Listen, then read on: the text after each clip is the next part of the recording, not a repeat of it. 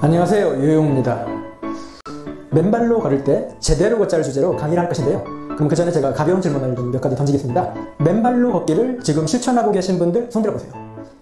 절반이 조금 안 되네요. 그러면은 맨발로 걷기를 하려는 의지를 가지고 계신 분들 손 들어보세요. 예, 모두네요. 그러면 전부 여기에 계신 분들은 맨발로 걷기를 할 뜻이 있으신 거죠? 네. 예, 전부 있으신 거죠? 네. 예. 그러면은 맨발로 걷기에 대해서 이제 제가 몇 가지 이제 얘기를 하는데, 결국은 이제 아마 처음 얘기한 게 전체가 될 겁니다. 그래서 이제 제가 한번 느끼는 것 중에 하나가, 초심이 중요하다. 맨 처음 결심이 중요하고, 그걸 얼마나 이제 유지하느냐. 이제 이거라고 이제 봐요. 사람의 마음이라고 하는 게 이 마모가 돼가지고 점점점 제가 힘을 잃어가요. 그래서 이 초심을 얼마나 제가 훌륭하게 되고, 그걸 얼마나 이제 끝까지 유지하느냐. 이게 이제 인생을 결정한다고 좀 저는 봅니다. 이제 결국 맨발로 걷는 것도 하나의 큰 결심을 하는 거거든요. 그러면 그 결심을 할 때 맨발로 걷기가 필요한 것이 있고, 이 필요에 의해서 맨발로 걸으면 된다는 어떤 확신을 얻어야만이 이게 이제 가능을 해요. 그래서 아마 오늘 제가 얘기하는 것은 여러분들한테 어떤 필요를 조금 더 좀 강하게 제공해 주든가, 아니면 확신을 좀 더 얻을 수 있도록 이렇게 이제 얘기해 주는 것이 될 거예요. 그래서 이제 그 맨발로 걸어서 이제 한다고 할 때 어느 정도를 했을 때 나한테 실제 도움이 되는가, 이 부분이 이제 중요하거든요. 그래서 이제 맨발로 걷기를 어느 쪽으로 접근하냐에 따라 좀 다르긴 한데, 일단은 이제 가장 기본적인 거, 이게 운동량 정도는 대략적으로 이렇게 어떤 가늠은 하긴 해야 될 것 같아요. 제가 여러분들한테 이제 얘기하고 싶은 것은, 우리나라 이제 기본적인 기간이 있어요. 뭐든지 한번 100일 정성을 들여보자. 근데 이 100일이라고 하는 것이 나름대로 이제 의미가 있는데, 우리 몸이 그냥 흔히 말하는 세포로 되어 있잖아요. 그러면은 이 세포를 제가 볼 때 그냥 편의상 가장 변화가 빠른 점막세포. 이 점막세포는 굳이 표현하면 3일에서 일주일이면 세포 분열 한번 끝납니다. 그 다음에 이제 살이라고 표현하는 근육이나 피부. 얘네들은 3주에서 4주 정도면 세포 분열 한번 끝나고. 그 다음에 이제 가장 깊숙이 있는 뼈. 얘네들은 한 3개월 정도 지나야 세포 분열이 한번 끝난. 그래서 인간이 한 90일 정도가 지났을 때 그냥 겉과 속, 뼈와 살이 한번 변하는 데 필요한 시간 정도가 돼요. 그래서 100일 정도를 집중을 하면은 내 몸 전체가 한번 변하는. 그러니까 뼈와 살이 변하고, 뼈와 살을 보호하기도 하고 용사하는 내 정신마저도 한번 변하는 시간. 그래서 맨발로 걷기를 이제 새로 시작한 분은 우선은 한번 100일 정도는 집중하겠다. 이 결심을 한번 하고 시작을 하세요. 그 다음에 이제 운동을 할 때 맨발로 걷기를 비롯한 줄넘기, 기타 유산소 운동을 아무리 바빠도 3일 이내에 다시 하자. 72시간 이내에 다시 하자 하거든요. 근데 이 말을 하면서도 이렇게 속으로 막 답답한 게, 일주일에 이제 그래서 3번 하겠다고 결심을 하고 이제 열심히 하다 보면은 뭔 일이들 자꾸 생겨요. 그래서 바빠서 빠지고, 무슨 사건이 생겨서 빠지고, 나중에 결산을 하면은 일주일에 한 2번을 채 못해 있어. 그래서 이 운동은 날마다 하겠다고 이제 생각하고 시작하시고, 날마다는 조금 그러시면은 주중에 5일은 확실하게 하겠다 생각하시고, 그래서 이런 식으로 해가지고 한번 시작하면은 날마다 해서 그냥 우리가 먹고 자는 것과 비슷한 수준 동격으로 끌어올려가지고 내 인생의 1순위로 이제 삼아서 이제 하는 게 좀 도움이 될 거라고 봐요. 그 다음에 이제 맨발로 걷기를 할 때 어느 정도를 해야 이제 변화를 이제 이끌어내느냐가 중요한데, 이게 이제 최소 시간이 30분. 그 다음에 이제 조금 더 오래 하면 오래 할수록 좋은데, 아까 제가 한계를 극복하자고 했죠. 맨발로 걷기는 이 한계를 극복하자는 게 아니라 아예 한계를 두지 않고 하는 게 이제 도움이 되지 않을까, 이렇게 좀 생각을 합니다. 맨발로 걷기가 요즘 여러 가지 패턴으로 이제 광풍이 불고 있지만은, 실상은 인간의 이제 기본적인 어떤 모습이라고 보면 돼요. 그러니까 인간이 맨발로 태어나서 맨발로 살면서 적응하고 진화하고, 이런 삶이 아무리 박하게 해도 이제 인간의 역사를 250만 년이라고 할 때 최소 신석기가 시작되는 1만 년 전까지는 맨발로 살았거든요. 그러니까 이게 이제 가장 기본적인 인간의 본래 모습이고 본래 삶인 거죠. 그래서 맨발로 걷기는 이제 크게 3가지로 이제 요약할 수 있어요. 그냥 걷기 운동이다. 걷기 활동이다. 그 다음에 그 맨발로 걷기가 최근 유행하기 전에 꾸준히 맨발로 걷기 하던 분들은 어떤 거였냐면은 발바닥 자극을 위주로 이제 했어요. 그래서 이제 한방으로 보자면은 발바닥에 경혈의 자극을 좀 하는 거죠. 그래서 이제 한의학의 역사와 더불어 맨발로 걷기가 이제 이루어졌다고 봐도 되겠고, 그 다음에 이제 최근에 유행한 게 이제 접촉이다. 그러니까 땅과의 접촉에 의해서 땅과 이제 하나가 된다는 관점. 그래서 이제 이 관점으로 이렇게 쭉 돌이켜 보면은 맨발로 걷는 것이 이때까지도 이게 이제 신석기 정도의 사람일 겁니다. 그 다음에 이제 우리나라가 신발을 신은 역사를 지금 100년 전까지, 그러니까 집신하고 여기 멍석입니다. 근데 이 멍석이 지금은 사라졌지만은 이제 요즘은 이제 야자 매트가 좀 제가 많이 있어요. 그 다음에 이제 이 자극의 역사가 어떤 면에서 우리나라 전통적인 맨발로 걷기 역사라고 보면 되는데, 제가 호수공원을 1997년에 와봤어요, 그날. 그때 겨울에 왔는데 되게 썰렁합니다. 이렇게 지금은 막 숲이 우거지지만 그때는 묘목이 이렇게 좀 서 있고, 그 다음에 추운 겨울에 을씨년해요. 그 와중에 제가 여기를 봤어요. 아니, 이걸 만들었네. 그 당시에 이렇게 맨발로 걷는 사람들 별로 없었거든요. 근데 이 지하마당을 만들었더라고요. 그래서 왜 만들었지? 이런 생각을 하면서 그냥 틈틈이 이제 제가 하다가, 이제 제가 대략 한 2005년 정도부터 이 맨발로 걷기를 이게 한의학 진료에 응용을 했어요. 응용을 한 게 발바닥 경락에서 이 엄지발가락 아치라인의 비장이라고 하는 경락을 자극하기 위해서. 그래서 이제 맨발로 걷기를 이제 환자분들한테 이제 적극적으로 티칭하고, 그때 당시 이제 자극이 메인이었으니까 여기 이제 걸어라. 아니면은 이제 모래밭 걸어라. 이제 실내에서 이렇게 이제 이 자수정 지하 매트죠. 그 다음에 이제 옥돌 매트, 이런 이제 돌들이 많이 나와 있어요. 그때 당시 이제 제가 이렇게 호수공원에 메타셀 길 걸었을 때 이 마주친 사람이 1년에 한 명 정도밖에 없었어요.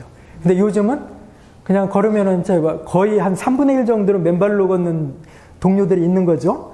그러니까 그 계기가 이제 이 접촉하고 맞물린 이 어싱이라는 저희 책이 나오면서, 그래서 이제 이 땅과 이제 어스로 하면 이제 접지죠. 그러니까 땅과 내 몸을 접지한다. 그래가지고 이제 걷는 행위까지 하면 이제 어싱이라고 하는 이 책이 나오면서 이제 맨발로 걷는 인원이 이제 우리나라만이 아니라 미국에서도 좀 많이 생겼고 서양에서도 좀 많아지고, 그래서 결론은 이제 이 역사하고 맞물려가지고 맨발로 걷기 효과는 뭐냐면은 이 걷는다는 유산소 운동 행위하고 이 발바닥 경락 자극하고 땅과의 접촉에 의해서 땅 기운이 내 몸에 유입되는 거고, 이제 이게 이제 맨발로 걷기의 효과예요. 결국 이게 답니다. 예. 자, 근데 이제 맨발로 걷기를 이제 합니다. 그러면은 우리가 흔히 말할 때 모든 건 디테일에 달려있다고 했잖아요. 아무 제발 이렇게 지식 없이 여태껏 잘 걸으셨어요. 걷기 열심히 하시면 됩니다. 충실하게 꾸준하게 하면 되는데, 여기서 조금 더 디테일을 얻어가지고 효과를 좀 끌어올리자면 어떻게 해야 되느냐. 이제 걷는 동작이에요. 그래서 이 걷는 동작이 그냥 걷는다고 할 때 무심히 걸으면 아마 여러분 보시면 발 뒤꿈치부터 이렇게 닿아요. 그럼 뒤꿈치부터 닿을 때 이렇게 편안하게 힘 안 주고 이 근육에 힘 안 들이고 이렇게 걷는 자세거든요. 근데 이제 운동이라고 하는 것은 힘이 들이기도 하고 효과적으로 근육을 좀 단련하는 부분이 있어야 되는데, 동양 무술에 걷는 동작이 호부라는 게 있어요. 그러니까 동양 무술만이 아니라 모든 이제 격투나 무술에는 이게 중심이라고 하는 게 중요하거든요. 중심을 이렇게 뒤로 하면은 그냥 패배를 시인하는 것과 똑같아요. 중심을 딱 잡거나 좀 앞으로 해가지고 전진 후티가 이제 자유로운. 제가 그 대학교 1학년 때 무술 서클에 들었는데, 그때 이제 호부를 비롯해서 이제 보법이라고 해요. 항상 이게 발을 디딜 때 앞꿈치부터 닿습니다. 앞발가락부터. 앞발가락 내지 전체가 닿는 형태. 걸을 때 그냥 무심히 이제 중심을 약간만 앞으로 두면은 저절로 이렇게 이제 앞부터 닿아요. 여러분들이 이제 맨발로 걸 때 앞부터 닿으면은, 이게 더 힘든데? 이 느낌이 저절로 들어요. 한 10분 정도만 제가 닿아도 벌써 이게 발가락하고 발목이 시큰거리는 것 같고 힘들어져요. 근데 힘든 만큼 근육이 비명을 지르고 근육에 이제 부하가 생긴 거거든요. 그러니까 운동 효과가 있는 거예요. 그 다음에 완충도 좀 더 명확하고. 그래서 이런 걸음을 무술에서 이렇게 이제 호부라고 해요. 호랑이가 땅을 움켜쥐는 발가락 모습이죠.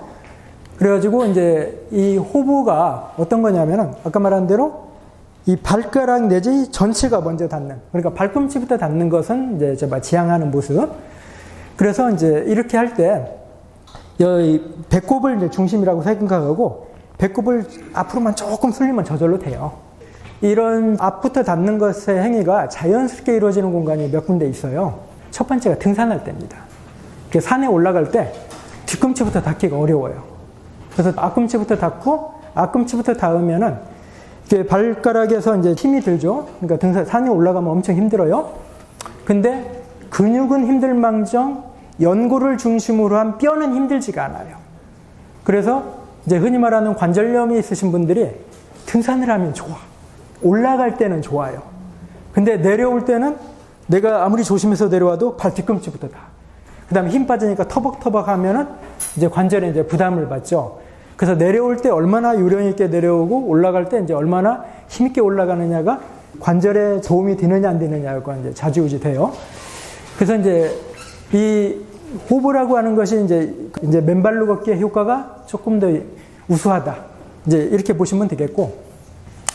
그 다음에 이제 이 한의학에도 그렇고 서양에서도 결국은 운동을 조금 깊게 들어가면은 호흡하고 무조건 일치를 시킵니다. 그래서 이 호흡이 거칠어지고 호흡이 이제 풀리면은 운동에 효율이 안 나와요. 그래서 이제 호흡을 해야 되는데 일단은 이 걷는 동작과 일치한다는 게 생각보다 힘든데 그래서 이제 걷는 동작과 일치할 수 있으면 일치하고 최대한도로 가늘고 깊고 길게 끊이지 않는 호흡. 이 무술 쪽 아니면 이제 그 동양 쪽에서는 이 호흡이 면면부절한다. 그러니까 끊이지 않고 가늘게 이어지는 호흡. 호흡이 끊이지 않는다고 이렇게 이제 표현했는데 여러분들 스스로 나는 호흡이 끊이지 않고 한다고 생각하시는 분 손 한번 들어보세요. 호흡이 끊어지고 있나요? 그러니까 호흡이 이제 끊어진다는 것이 이제 어떤 개념이냐면요. 그 뱉고 들이키고 뱉고 들이키고 이게 보통 호흡이에요. 그러면 이제 이 지점에서 이제 끊어지는 거죠. 단전 호흡에서 간혹가다 이런 게 있어요. 이렇게 들이킨 다음에 숨을 멈췄다가 뱉고 들이킨 다음에 숨을 멈췄다가 뱉어라. 이때 기운이 내 몸에 모인다. 이제 이런 형태의 호흡 수련이 있습니다. 호흡이 끊어져요. 그러면 끊이지 않는 호흡이란 건 뭐냐면은 들이키고 뱉고가 이제 이어지는 흔히 말하는 이제 사인팔을 이제 그리면서 이 그림을 연상하면서 호흡을 관찰하면서 좀 걸어보세요. 그래서 이제 이렇게 걸을 때 이 호흡이 길게 들이켜서 단전까지 내려갔다가 이제 밖으로 이제 토출되는 이런 모습을 제가 연상하면서 그래가지고 호흡과 이제 매칭이 됐을 때 이제 결국은 모든 운동의 효과이기도 하고 맨발로 걷기의 효과가 이제 한참 상승합니다. 그다음에 이제 이 심법이라고 하는 것이 이제 뭐냐면은 우리 의식이 있고 무의식이 있는데 의식과 무의식의 어떤 중간 정도의 생각이라고 보시면 돼요. 이 심법에 따라서 내 몸의 기운이 이제 달라지고 기운의 흐름이 이제 정해져요. 그래가지고 이 단전이라고 하는 곳이 옆 배꼽이 3, 4cm 되는 지점이에요. 여기에 이제 의식을 이제 두는 겁니다. 그래서 의식을 이제 둬가지고 땅의 기운과 이 단전이 서로 이제 소통하는 모습. 그러면 여기에 의식을 두기도 하지만은 소통하는 어떤 자체에다도 의식을 두는 거죠. 그래서 단전의 의식을 제가 70%를 두고 나머지에다 이제 30%. 호흡의 의식을 30% 둬도 좋고 다리의 의식을 30% 둬도 좋고. 그 다음에 이제 이 맨발로 걷기가 불치병, 난치병을 치료하기 위한 방편으로 이 맨발로 걷기를 하신 분들이 있어요. 그러면 어떤 질병이 있는 거죠. 그러면 질병이 있는 부위에다가 의식을 두면서 이제 맨발로 걷기를 이제 해도 되는데 어디 아픈 데 있으시면은 아픈 데다가 내 생각만 좀 둬도 돼요. 그러면은 내 의식 따라 이제 기운이 실제 전달이 돼요.